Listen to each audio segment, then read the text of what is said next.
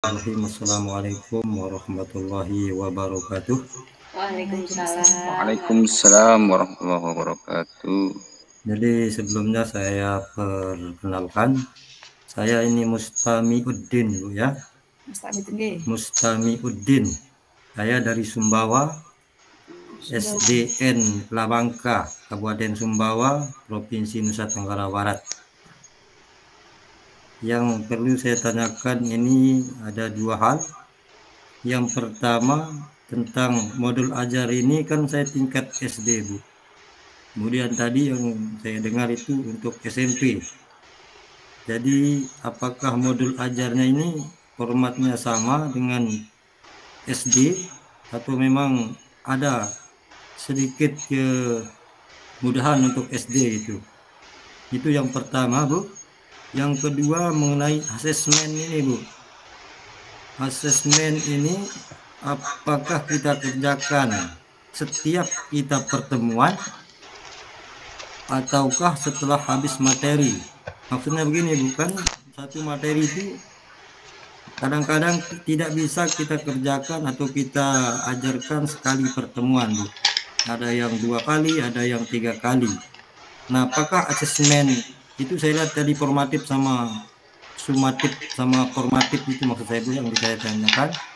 Apakah itu setiap pertemuan kita kerjakan atau kita tunggu materinya habis dulu baru kita kerjakan? Nah, cuman itu yang saya tanyakan pada kesempatan ini. Mohon penjelasan dari Ibu Pakar. Terima kasih. Assalamualaikum warahmatullahi wabarakatuh.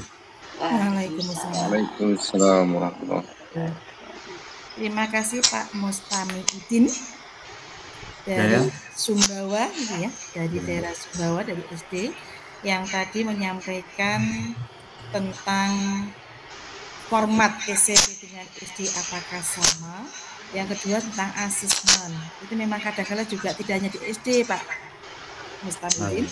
Di SMP juga kadang-kadang apakah asesmen harus dikerjakan pada saat selesai materi ataukah setelah pertemuan. Nah, ini yang ditanyakan oleh Pak Mustamiuddin untuk kali pertama. Monggo kepada Bu Inung, kami persilakan untuk diskusi kita hari ini. Baik, Pak Mustamiuddin dari Sumbawa ya. Saya.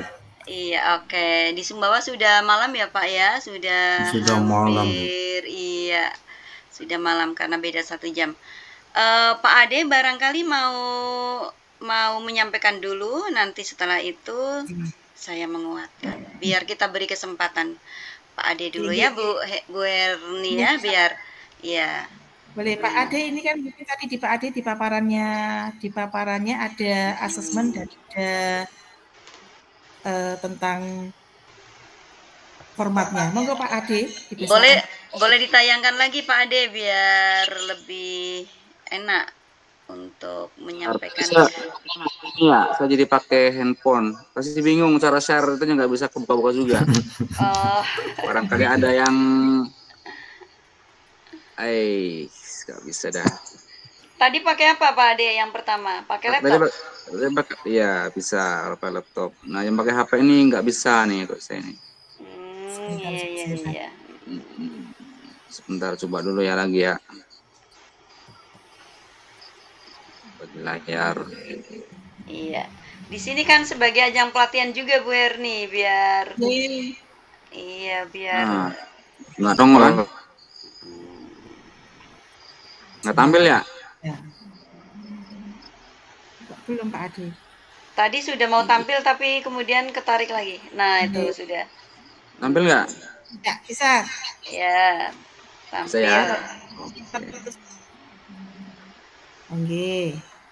Oke, jadi menurut saya ini, terima kasih Bapak Mustamiuddin dari Sumbawa. Setahu saya modul ajar itu ya kayak gini ya, nggak beda jauh dengan yang di SMP. Cuman perbedaannya nanti berarti pada penulisan fasenya gitu.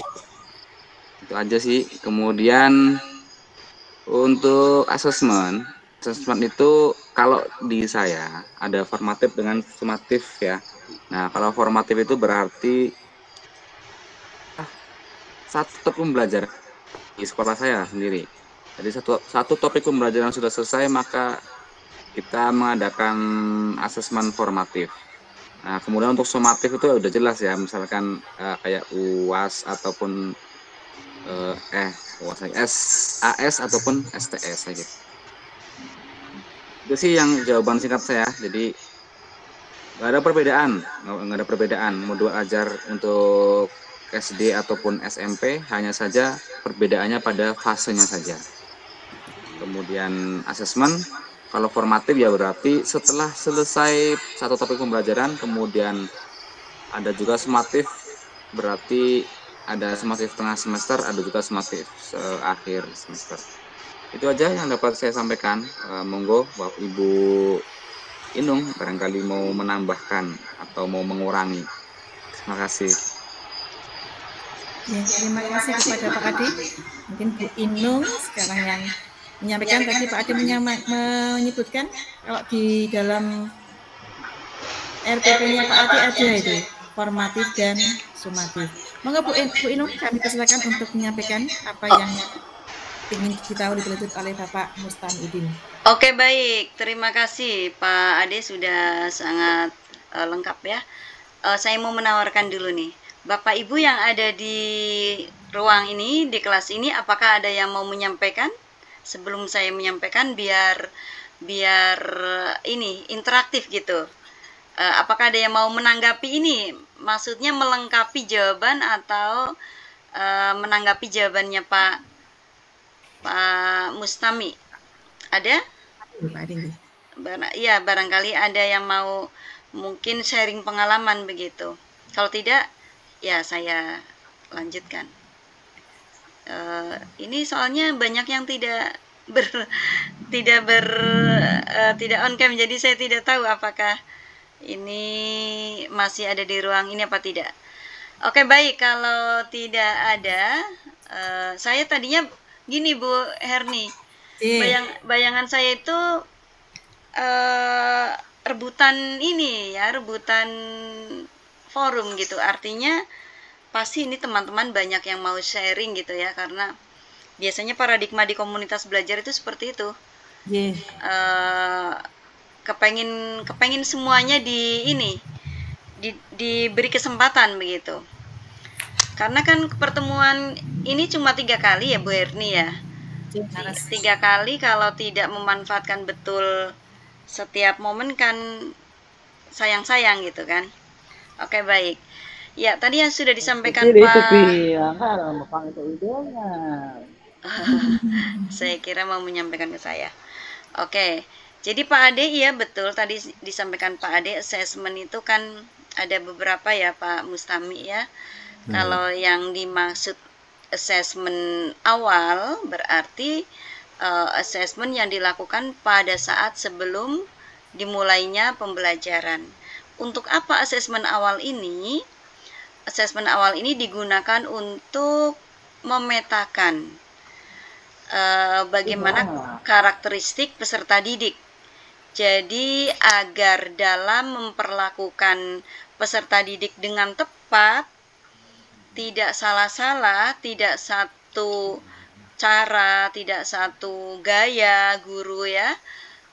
Kan ada istilah pembelajarannya apapun, minumnya tetap teh dilarang sebut produk ya. Jadi sebut merek. Jadi ada istilah begitu, apapun materinya, gurunya, metodenya ya itu aja gitu. Nah, ini yang harus dihindari. Maka dari itu perlu ada asesmen awal ya. Jadi asesmen awal itu untuk memetakan itu tadi. Memetakan anak-anak sudah sampai pada taraf apa dan bagaimana gaya belajarnya. Kan tadi yang saya contohkan di awal itu ada anak yang ternyata saat mau belajar tentang wudu misalnya ya, tentang wudu atau tentang air suci misalnya, ada anak yang baru mendengar tentang air suci. Ini karena Pak Mustami SD, jadi saya perumpamannya SD gitu. Di awal sudah di assessment. Tekniknya bagaimana? Tekniknya itu bermacam-macam. Dari yang sederhana sampai yang sedikit rumit. Kalau yang sederhana itu ya cukup ditanya misalnya, "Hai anak-anak, kalian siapa yang di sini sudah pernah mendengar tentang air suci?" misalnya ya. Dijawab, "Saya." Wah, ternyata sudah mendengar semua. Meningkat ke pertanyaan berikutnya yang sedikit membedakan pemahaman gitu, lebih mendalam lagi pemahamannya. Ternyata dijawab oleh 5 atau berapa anak. Ditanya lagi begitu. Itu yang namanya asesmen yang paling sederhana dengan cara bertanya langsung. Ada juga guru yang bertanya untuk asesmen ini dengan tulisan. Anak-anak menjawab. Ada juga yang dengan cara lebih modern lagi, berbasis digital, dengan cara di WA misalnya ya. WA. Nanti yang menjawab ke WA nomor ibunya misalnya, karena ini SD ya, ini saya menjawab Pak Mustami SD. Ada juga yang lebih berbasis digital lagi, yaitu dengan Google Form. Dengan Google Form anak-anak yang menjawab. Kalau di SD mungkin dibantu oleh ibunya. Ini berbagai cara atau teknik. Itu baru pada materinya. Belum lagi nanti pada gaya belajar anak-anak.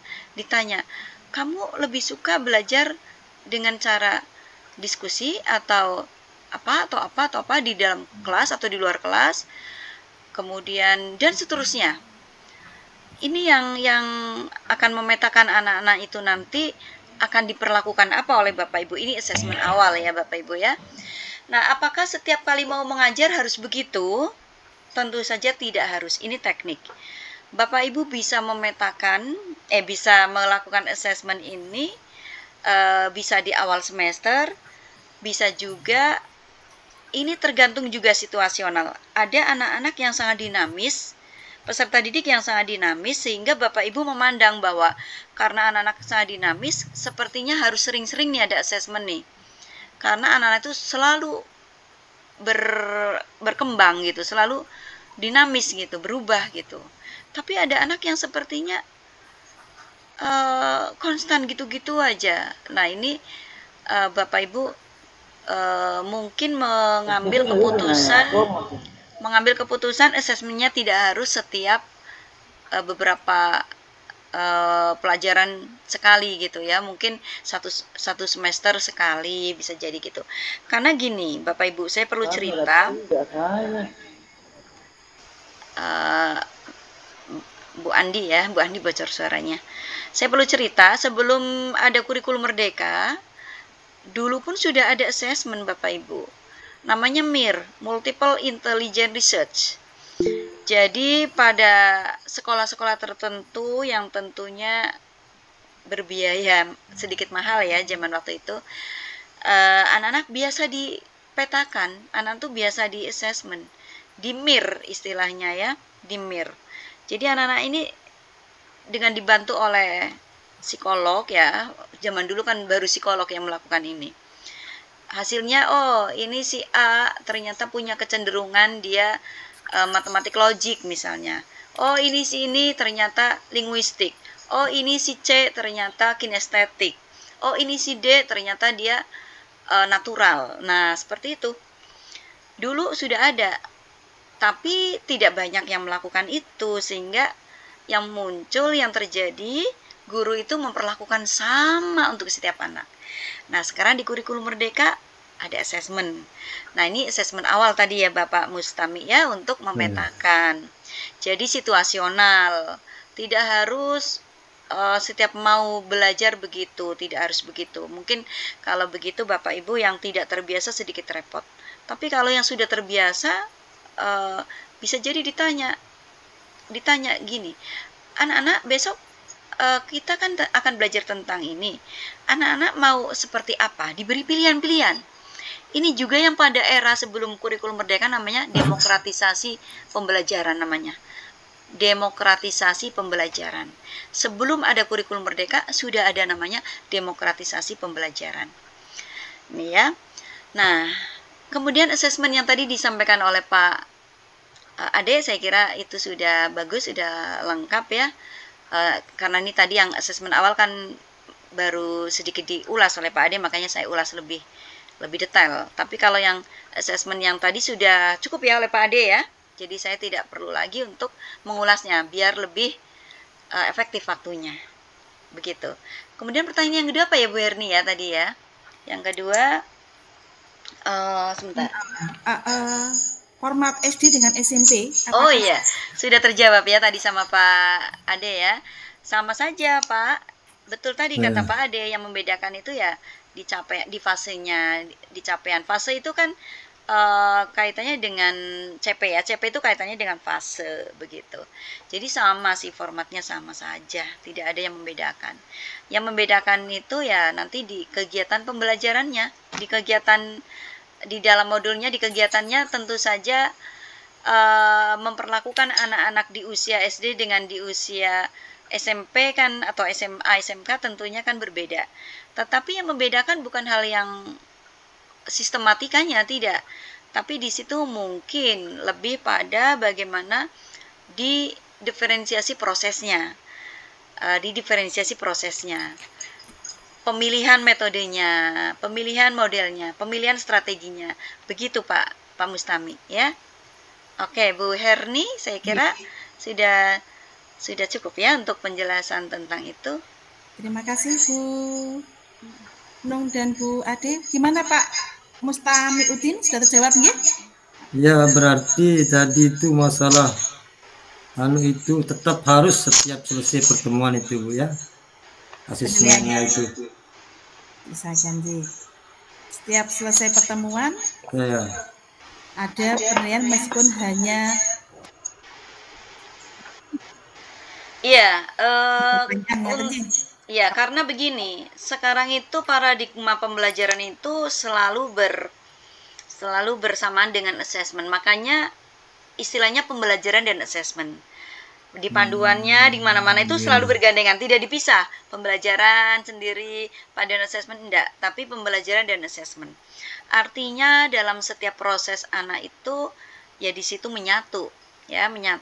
Tetapi kalau sumatif itu kan tadi lain, beda lagi gitu ya. Tapi kalau dikatakan assessmentnya, penilaian di setiap akhir itu ya selalu ada pastinya gitu ya. Tapi kalau sumatif kan beda lagi paradigmanya. Tadi sudah dijelaskan oleh Pak Ade begitu. Ya begitu Bu Her. Itu ya Pak Mustami Udin. Oh saya Bu saya. Terima kasih Bu. Ya, terima kasih. Bapak Ibu yang kami hormati, tadi Bu Inung sempat bertanya, mungkin Bu Inung karena kita baru pertama kali ketemu di sini nih, sehingga masih ada malu-malu, masih ada sungkan. Iya betul. Kemudian begini Bu, Bapak Ibu, itu rencananya pertemuan ke depan, yang nanti kita rencanakan mau seminggu sekali atau mau 3 hari sekali kesempatan kita bersama. Nanti Bapak Ibu itu akan diminta untuk share screen hasil modul ajar atau RP Bapak Ibu nanti ditelaah oleh Bu Inung, karena mulai di bulan Maret April kan Bapak Ibu harus mengupload RPPNJ dalam PMM. Kalau yang Bapak Ibu guru itu berarti sudah siap RPP yang saya akan di-share atau di-upload di PMM, sudahkah betul ya? Itu akan ditelaah oleh kita bersama, termasuk oleh pakarnya Ibu Inung. Jadi hari ini hanya satu Pak Ade, tapi diharapkan minggu ke depannya itu sudah ada banyak yang mungkin kita berlomba untuk Ibu Inung. Ini pertama kali kami memancing hanya Pak Ade. Ini ada 2 pertanyaan, ada yang mau berkolaborasi dengan diskusi kita. Ada Bu Siti Nur Ani Hayati dan Bapak Abdul Haji. Ada 2 penanya. Kami persilakan dulu kepada Bu Siti Nur Ani untuk menyampaikan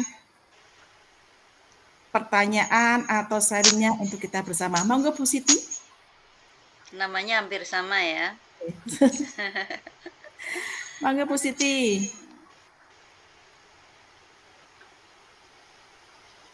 Bu Siti masih ada Bu Siti? Oh, Bu Siti mungkin. Atau di mute mungkin. Ada kok ini. Bu Siti Nur Aini kan?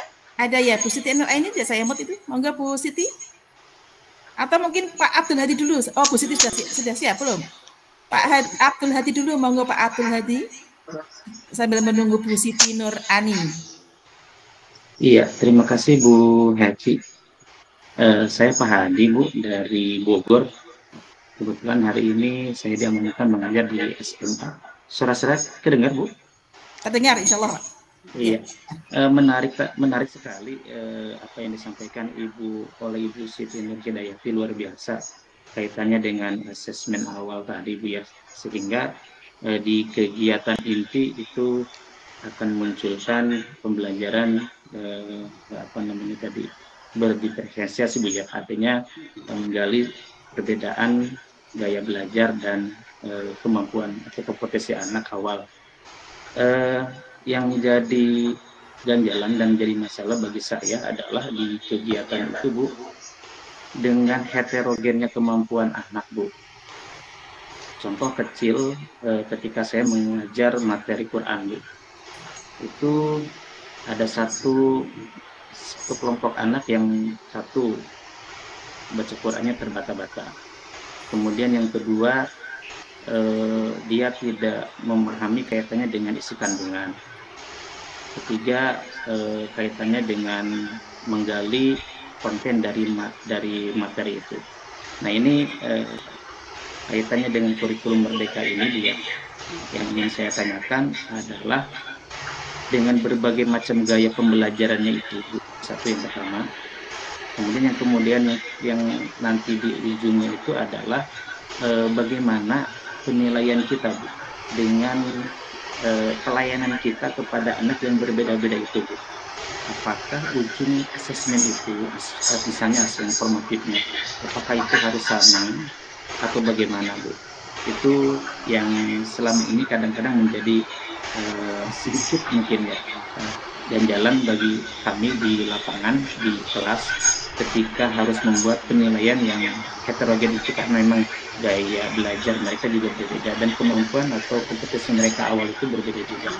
Itu mungkin, Bu, salah satu ganjalan yang selama ini sering kami hadapi di kelas. Terima kasih, Bu. Ya, terima kasih kepada Pak Abdul Hadi yang menyampaikan serinya untuk kita semua. Bu Siti Nur Ani masih lihat, Bu Siti? Bu Siti Nur Ani? Mungkin Bu Siti Nur Ani masih ada di belakang. Oh iya, iya. Ani? Tidak on cam itu ya? On cam nggih ini. Ini juga nggih. Nggih, berarti satu pertanyaan tadi dari Pak Abdul Hadi. Kalau nggak ada pertanyaan Bapak Ibu lain, ini Bu Siti Nur Ani kok masih resan? Atau nggak sengaja? Sengaja mungkin nggih pencet ini. Monggo kita dengarkan dulu dari Pak Ade, mungkin ada yang akan disampaikan kaitan dengan pertanyaan dari Pak Abdul Hadi. Sebelum nanti kita serahkan kepada Ibu Inung. Monggo Pak Ade. Baik, mungkin langsung saja ke Ibu Inung yang lebih memahami. Ya, monggo. Saya juga lumayan sepakat itu dengan pertanyaannya Bapak Abdul Hadi tadi itu. Jadi saya juga pengen dengar jawaban langsung dari Ibu Inung. Terima kasih. Terima kasih juga. Bu Inung, ini pertanyaannya Pak Adi memang karena Pak Adi ini dari SMK, ya, dari SMK di Bogor, Pak Adi. Terus ya, nah ini mempertanyakan tadi kaitannya dengan berdiferensiasi yang Bu Inung sampaikan, kaitannya juga dengan asesmennya. Mungkin juga ada pada pertanyaan Bapak Ibu semua. Monggo Bu Inung, kami serahkan sepenuhnya. Oke, baik. Terima kasih Pak Hadi, Abdul Hadi dari Bogor ya. Pertanyaannya yang paling sering ditanyakan oleh guru-guru ya. Keberagaman peserta didik terutama di dalam bacaan Al-Quran ya. Bapak Ibu pasti sudah merasakan semua ini. Kalau yang SMA itu kan kadang-kadang begini, di SMA itu sudah masuk SMA tapi membacanya belum lancar, bahkan ada yang baru mengenal huruf gitu kan. Lalu guru SMA begini, ini kok begini sudah masuk SMA ya, dulu di SMP gimana guru cara mengajarnya gitu kan. Guru SMP juga sama, ini kok kayak gini udah masuk SMP, gimana dulu guru SD-nya gitu. Begitu. Guru SD ya. iya, guru SD juga sama begitu. Nanti ujung-ujungnya lah ini pengawasnya sudah. Ya, ini hanya cerita saja begitu ya. Tapi maksudnya begini. Anak-anak dengan keragaman yang berbeda secara signifikan, ada yang baru saja mengenal, tapi di sisi lain ada anak yang sudah sangat menguasai, bahkan membaca dan menulis. Menulis itu lebih sulit ya kalau Al-Quran ya, dibanding dengan membaca. Kadang-kadang guru saja masih salah-salah menulisnya. Nah, ini ada anak yang sudah menguasai menulis dan juga membaca dan juga menulis. Basicnya mungkin bagus di rumah, mungkin bapak ibunya fokus untuk mendampingi begitu, atau mungkin dia tinggal di lingkungan yang memang begitu, misalnya di pesantren misalnya. Nah, bagaimana caranya Bapak Ibu? Tetap kita berfokus pada pelayanan. Jadi tetap guru itu melayani dengan sebaik-baiknya. Anak yang tadi baru bisa belajar membaca, ya harus diperlakukan, jangan sampai dia dibawa ngebut mengikuti anak-anak yang sudah mahir. Kamu kalau nggak ikut nanti ketinggalan, nggak tuntas gitu. Itu pola lama, paradigma lama. Sekarang kita berdasarkan fase. Fase itu substansinya, fase itu kan sebetulnya bagaimana anak-anak itu dalam kurun tertentu bisa menguasai capaian pembelajaran.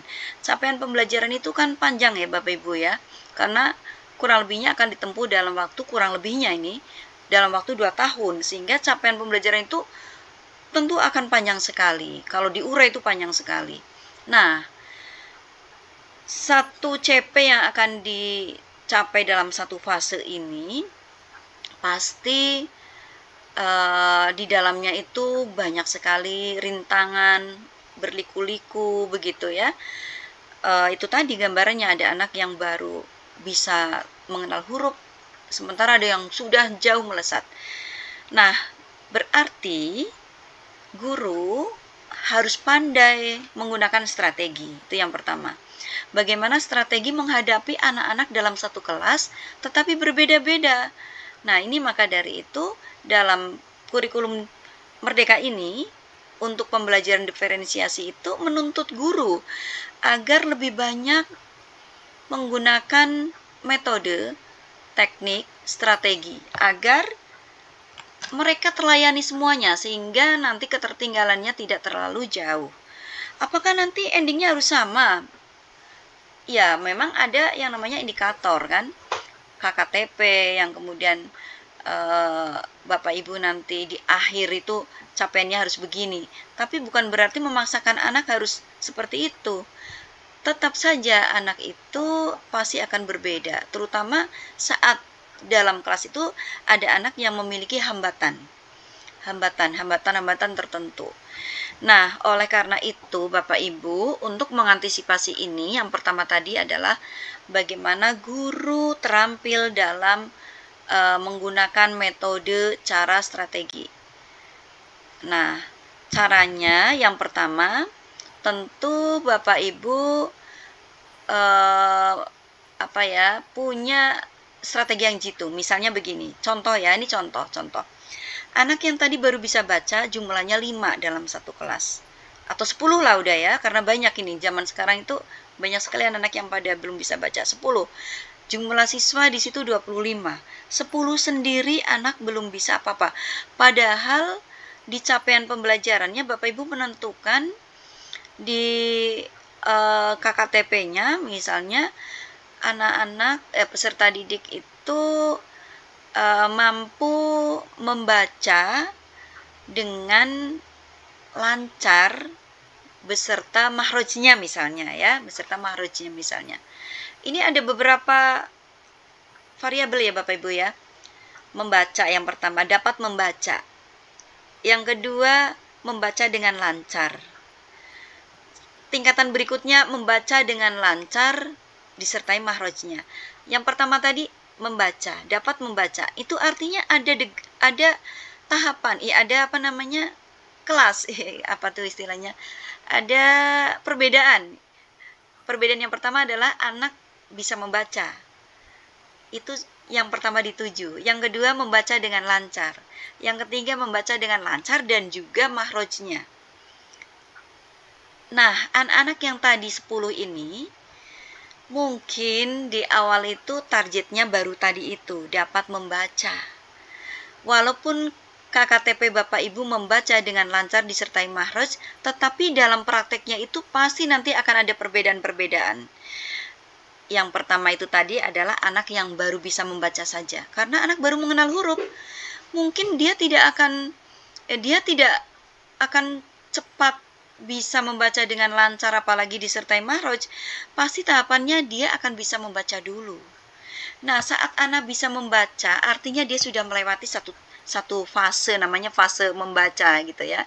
Ini bukan fase yang tadi A, B, C, D, E, F ya Bapak Ibu ya. Saya di sini konteksnya fase, jangan pakai fase lah biar Bapak Ibu nggak rancu. Ini sudah sampai pada taraf atau apa ya istilahnya, apa ya, ini sudah sampai pada tahapan anak bisa membaca gitu. Dia sudah memenuhi KKTP Bapak Ibu walaupun baru sampai membaca. Nah, anak yang 7 ini yang sudah sedikit lebih bisa dibanding yang 10 baru tahu huruf itu tadi, dia nanti pasti akan melewati fase atau tahap yang namanya membaca dengan lancar. Tapi mungkin tidak semuanya disertai mahroj, baru lancar tapi tidak mahroj. Membaca lancar tidak mahroj kan contohnya ya ayyuhalladzina amanu, lancar dia bacanya tapi mahrojnya tidak benar, tidak ada gitu.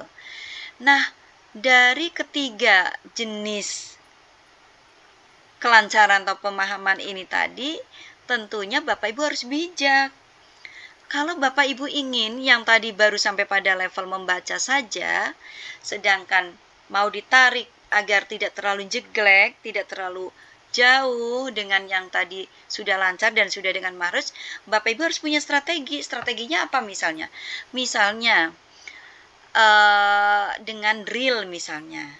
Di drill, anak-anak yang tadi yang lainnya itu misalnya dia belajarnya hanya berapa menit, ini anak-anaknya ini tadi beri kesempatan lebih banyak belajar, atau ditanya, kamu lebih senang belajar dengan cara bagaimana? Karena bisa jadi anak-anak yang tadi ini yang baru bisa baca huruf, tapi saat diperlakukan dengan baik, belajar dengan cara kesukaan mereka, ternyata melesat di luar dugaan. Setelah diperlakukan dengan strategi yang disukai oleh mereka, bisa nyalip anak-anak yang tadi baru sampai belajar membaca lancar. Karena sangat suka anak-anak dengan cara Bapak Ibu mengajar, dia sangat cepat. Mungkin nggak sih terjadi begitu Bapak Ibu? Mungkin nggak? Ya, bisa jadi. Bukan Mungkin, bisa jadi, Ya. sangat mungkin. Sangat mungkin. Maka dari itu tadi di awal saya katakan di sini adalah taruhannya Bapak Ibu itu di memainkan strategi. Ya, memainkan strategi atau metode. Dengan memainkan strategi metode, bisa jadi anak-anak ini tadi suka lantas merasa mudah. Ya, kan teknik membaca itu sangat bermacam-macam ya Bapak Ibu ya, dan metode itu juga bermacam-macam. Kalau Bapak Ibu sekarang banyak lihat di media sosial, di Instagram misalnya, wah, guru itu bermacam-macam sekali cara membaca, cara mengajarkan membaca dengan cara yang sangat kreatif. Entah itu dengan cara apa ya, dengan permainan. Kalau Bapak Ibu sering buka Instagram itu banyak sekali inspirasi di sana Bapak Ibu.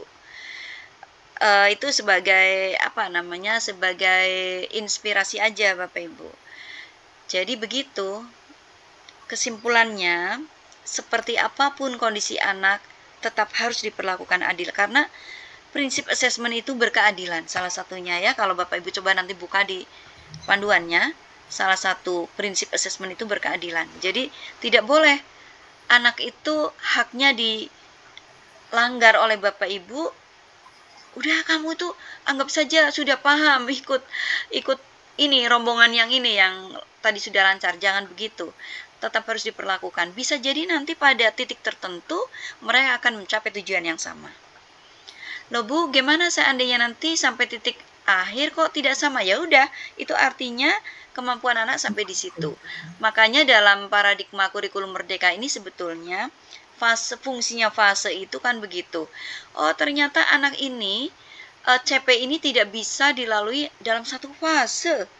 Dia masih tetap di fase itu, nggak naik-naik fasenya. Masih di situ aja. Gambarannya begini. Anak kelas 10 misalnya, anak kelas 10, karena tadi Pak Hadi ini ngajar di SMA SMK, anak kelas 10 yang mestinya dia di fase E ya.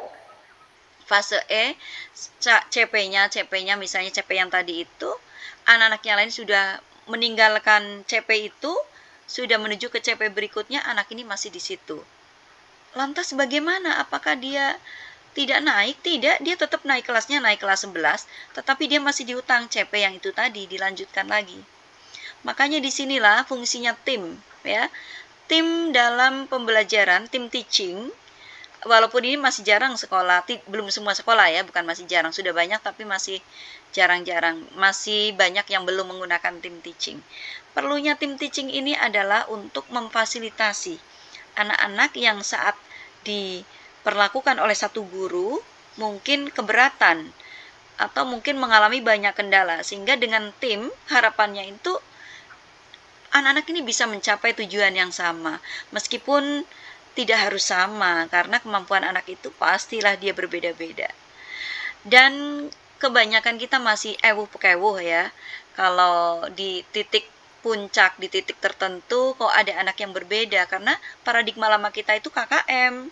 Kalau KKM itu kan harus sama, kalau tidak sama pasti ditegur oleh kepala sekolah, lu kenapa ini kok di bawah KKM gitu kan. Nah, sekarang ini sudah harus dihilangkan paradigma itu. Sekarang itu bisa saja tidak sesuai karena memang anak berbeda. Ini baru tadi kita bicara tentang anak-anak yang tidak memiliki hambatan ya Bapak Ibu ya. Kalau anak-anak yang memiliki hambatan gimana coba? Pasti akan sangat berbeda lagi. Dan Bapak Ibu menentukan KKTP-nya ya jangan sama anak yang memiliki hambatan dengan anak-anak yang tidak memiliki hambatan. Nanti tidak bijak dong namanya. Gitu ya Pak Hadi ya. Saya kira sudah bisa dipahami ya penjelasan ini. Terima kasih Bu Inung. Bagaimana Pak Hadi? Memang kalau sekarang di kurikulum terima kasih Bu. cenderung kelompoknya Bu Inung ya. Jadi harus mengelompokkan siswa sesuai dengan kemampuannya. Ciri-ciri khususnya dari kurikulum merdeka itu. Meskipun tidak identik dengan itu ya, tidak identik. Artinya bisa saja kelompok itu diartikan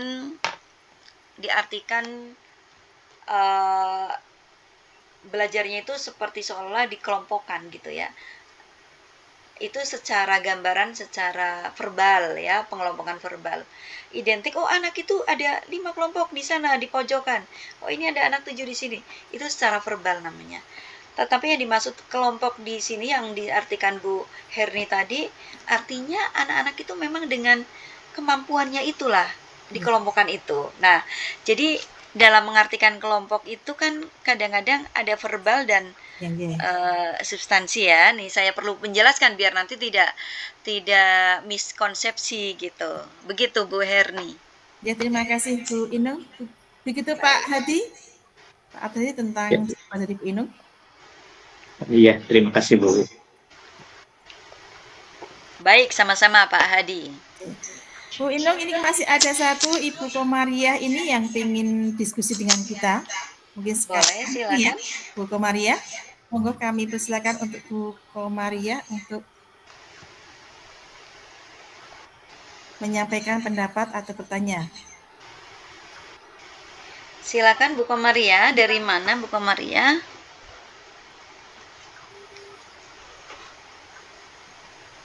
Bu Komariah? Oh kok atau kepencet Bu Ibu atau Bu Komariah nih?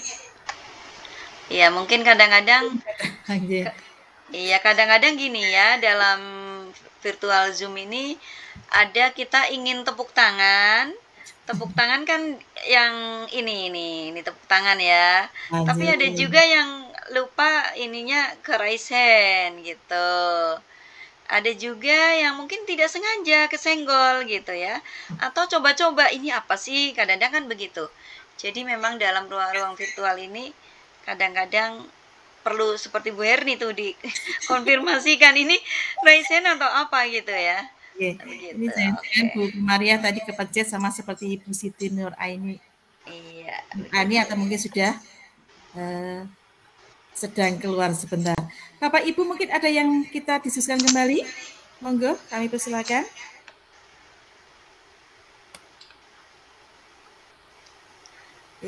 Tadi yang di Pak Ade itu kita kan mau mereview ya. Walaupun saya tadi tidak melihat secara detail di modulnya Pak Ade, tapi setidaknya dengan penjelasan ini Pak Ade sendiri yang membuat modul itu jadi paham. Oh, ini saya berarti ini harus diapakan, yang ini oh mungkin perlu diapakan gitu ya Pak Ade ya. Halo Pak Ade. Iya Bu, betul Bu. Iya. Jadi begitu, meskipun tidak langsung kita review dengan ditayangkan, tapi dengan penjelasan ini setidaknya ada hal yang saat di breakdownkan ke modul-modul Bapak Ibu itu, oh ya, ternyata ini tadi kurang. Di sini belum tampak diferensiasinya. Oh, di sini asesmen awalnya belum terlihat gitu. Seperti itu ya. Semoga ya. Begitu. Jadi tadi, oke, terima kasih Bu Inung. Yang disampaikan oleh Pak Ade sangat sekali. Termasuk tadi lembar kerja siswanya. Oh iya, lembar kerja siswa. Tapi yang intinya adalah yang tadi disampaikan oleh Bu Inung, yang penting komponen-komponen yang harus ada itu terpenuhi dulu ngeten ya Bu Inung. Jadi harus disampaikan secara total, tapi yang penting adalah pada komponen-komponen yang memang harus ada seperti identitas, pembelajaran, metode, dan tadi yang seperti disampaikan oleh Bu ini sampai kepada asesmennya. Iya. Kemudian Bu Herni, kita kan karena nanti juga masih ada episode berikutnya, jadi kita mungkin malam ini tidak harus tuntas tas gitu ya. Artinya kita berproses. Mungkin nanti ada temuan-temuan lain gitu kan di pertemuan yang akan datang, sehingga nanti akan muncul ada lagi apa gitu yang perlu kita angkat dari hasil modulnya Bapak Ibu begitu. Ya, terima kasih Bu Inung. Hari ini kita memang membahas tadi yang sampaikan Bu Inung adalah hasil dari pertemuan kita yang banyak dipertanyakan adalah pada asesmen dan pembelajaran berdiferensiasi yang tadi ada dan mau dari konten, proses, dan produk sampai kepada lingkungannya. Bapak Ibu yang kami hormati. Pak Bu, agak penasaran nih Bu saya Bu, satu lagi nih Bu. Oke, monggo Pak Hadi nih, masih diberi kesempatan nih. Oke, monggo. Boleh. Masih ada tadi kan dibahas asesmen awal dengan KKTP Bu. Sementara kan kalau boleh saya simpulkan bahwa KKTP itu adalah indikator kalau kita berbicara kurikulum 2013 Bu ya. Mirip-mirip begitulah mungkin. Betul nggak Bu? Beda Bu? Iya. KKTP itu untuk menjembatani saja. Ketika kita menyusun, ya ini kan tadi berbicara RPP dan modul yang saya pahami bahwa di Kumer ini kita sudah berubah dari RPP menjadi modul ajar Bu ya kalau nggak salah ya. Nah, yang ingin saya tanyakan, asesmen awal itu masuk ke dalam modul atau RPP yang hari ini disebut di Kumer atau di luar modul, sehingga kan ketika modul ajar itu kan nanti akan muncul KKTP itu Bu, sedangkan modal dari menyusun KKTP itu adalah asesmen awal itu mungkin Bu. Oke, baik. Langsung Bu Herni? Ya, monggo silakan Bu Inung. Oke, baik. Ya, karena udah menjelang malam ya, jadi saya langsung jawab saja. Iya, asesmen awal itu masuk di dalam komponen modul Pak Hadi. asesmen awal ini sangat penting. Bahkan saat kita melihat modul tadi yang saya tayangkan ya, kita pertama lihat itu komponen-komponen pentingnya itu salah satunya adalah asesmen awal. Kenapa saya membahasakan KKTP tadi? Karena tadi saya melihat dari modulnya Pak Ade ya. Jadi ini untuk apa ya? Untuk menjembatani begitu. Kalau di paradigma kurikulum merdeka di modul itu kan sebetulnya guru mau langsung meloncat ke TP itu pun ya tidak masalah jika tidak kesulitan. KKTP itu untuk memudahkan saja sebetulnya begitu. Seperti itu, untuk memudahkan agar Bapak Ibu itu tidak meloncat begitu. Tetapi pertanyaan apakah asesmen awal ini harus muncul di modul? Iya, karena ini adalah termasuk salah satu substansi dari kurikulum merdeka, di mana anak-anak itu betul-betul dipetakan dulu sebelum mengajar, tidak langsung terjun gitu ya. Tapi hasil dari asesmen awal inilah yang sangat penting dijadikan pegangan oleh Bapak Ibu dalam memperlakukan peserta didik begitu. Saya kira pemahaman Pak Hadi juga begitu tadi ya. Seperti itu. Oke. Terima kasih Bu Inung semakin memperjelas pemahaman kita terkait dengan asesmen awal. Jadi memang asesmen tadi yang dengan Bu Inung, setiap kali dalam RPP itu di bagian pendahuluan harus ada atau dicantumkan tentang asesmen awalnya. Seperti yang tadi di-share oleh Pak Ade dalam modul ajar yang disampaikan oleh Pak Ade. Bapak Ibu, ini tidak terasa sudah sampai hampir jam 9. Kurang 1 menit ya. Saya juga mau berangkat ke Semarang ini. Oh, sudah langsung ini. Semarang, J. Terima kasih menyempatkan waktu ini. Kita bertemu lagi Senin depan lagi nih Bu Inung dalam waktu yang insya Allah hari, karena kalau siang itu kita terburu-buru dengan ada yang belum pulang, apalagi yang di SMK itu kan pulangnya jam 4 sehingga sampai sore. Kalau sore betul. Lebih enak kalau kita laksanakan malam hari. Seperti yang kami rencanakan dalam Kamil, setiap kali pembahasan itu memang yang disampaikan dalam PMM harus 3 kali sesi atau 3 kali pertemuan agar kita mendapatkan nilai yang poin yang ada dalam PMM. Insya Allah kita bertemu kembali dalam jam yang sama. Nanti ada di akhir itu nanti akan ada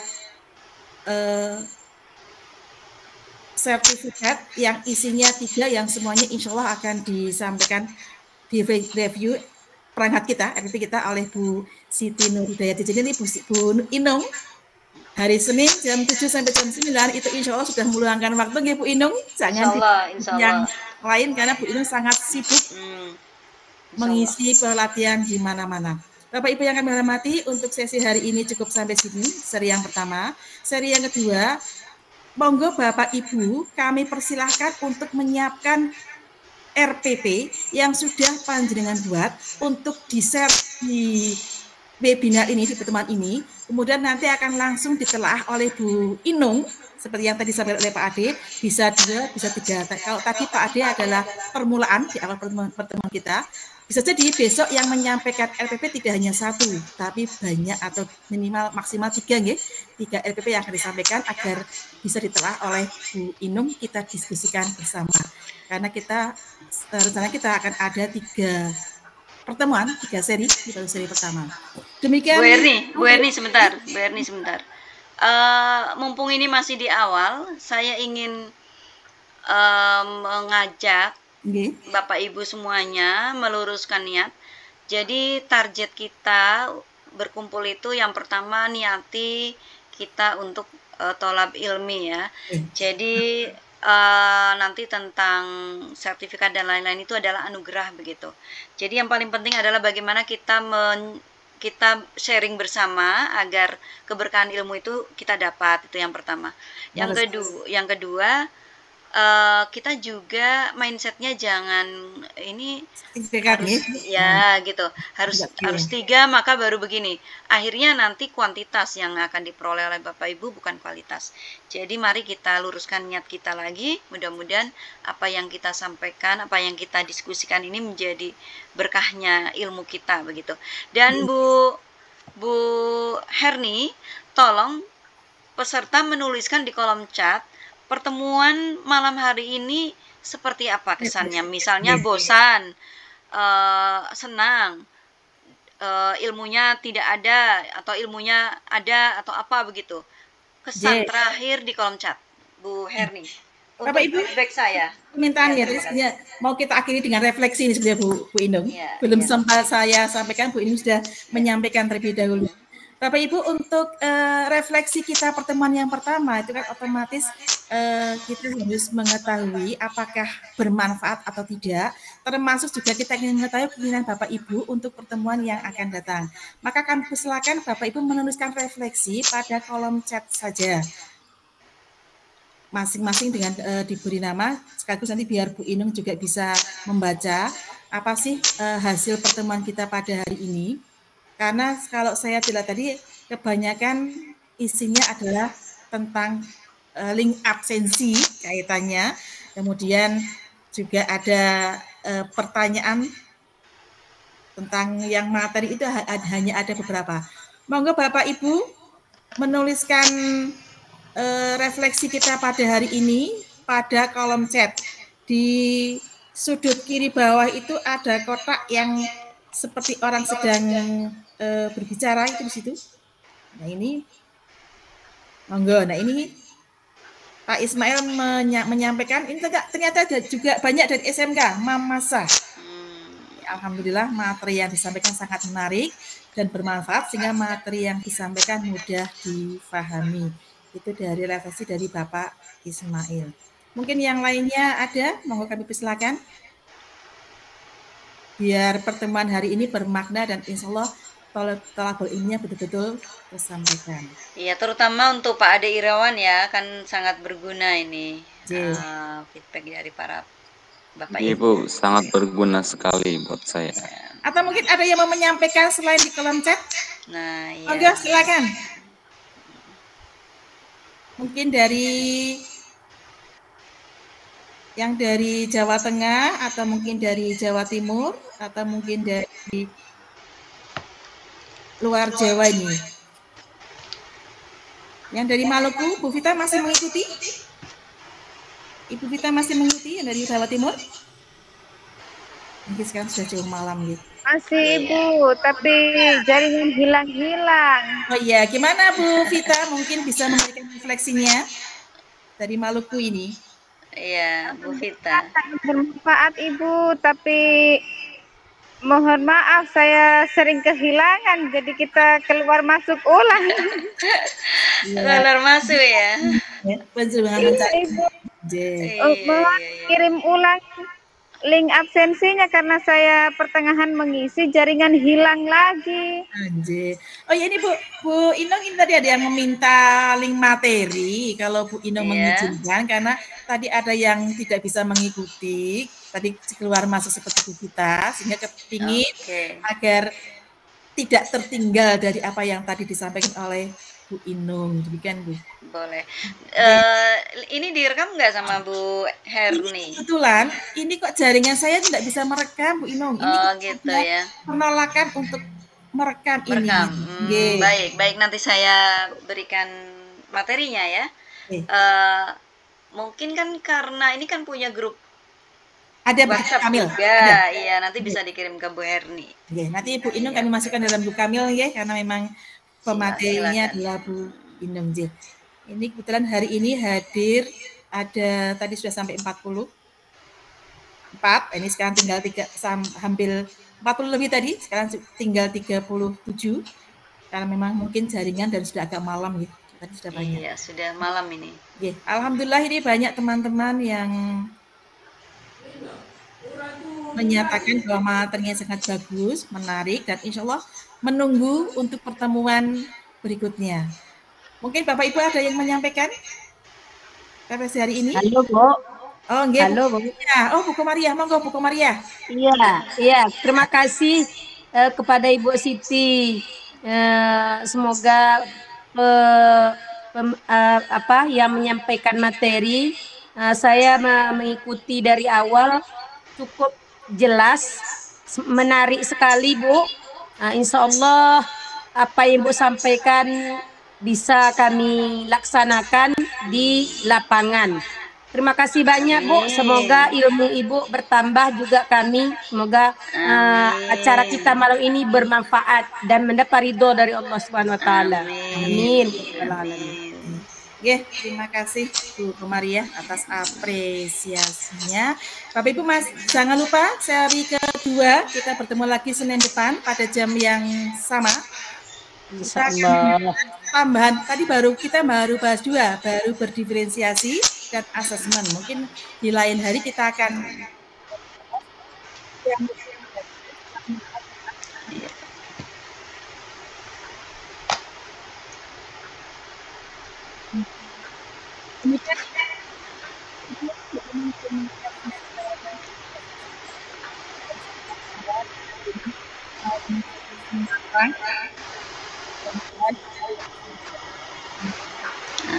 Amin.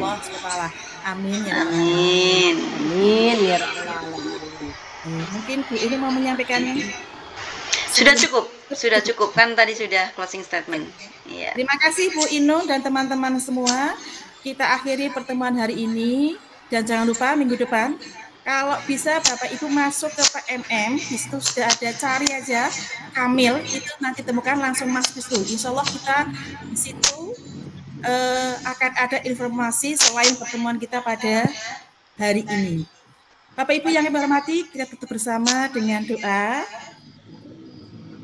kafaratul majlis, nggih, atau mau ada yang mau berdoa silakan. Bapak Ibu memimpin berdoa pada hari ini. Pak Giantoro kayaknya siap untuk berdoa. Monggo Pak Giantoro dengan berdoa.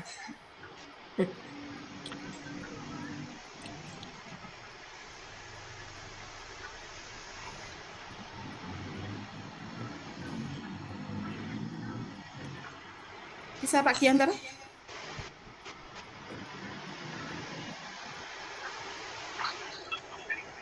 Oke, monggo.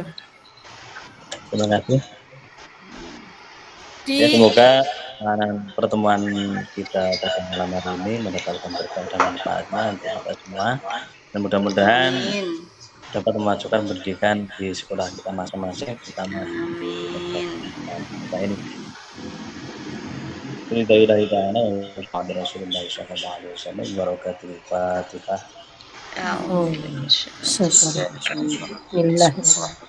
Alhamdulillah, amin.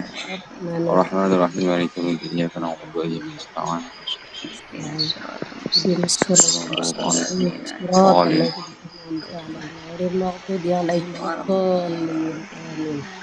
Mudah-mudahan dengan Fatihah ini bisa memberikan manfaat bagi kita semua.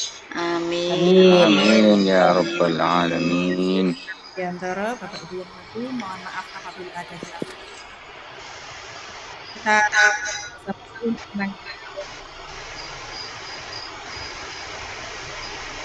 monggo kalau bisa dibuka semua semuanya.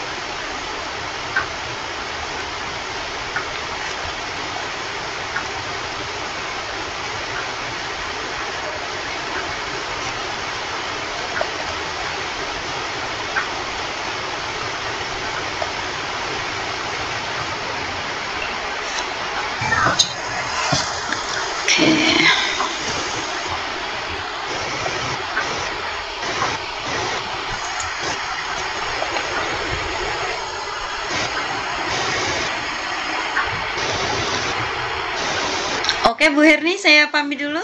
Bu Ino, terima kasih. Teman-teman, nanti informasi berikutnya akan kami sampaikan di WA grup, termasuk nanti sertifikatnya. Terima kasih Bu Inung, teman-teman semua. Monggo bisa live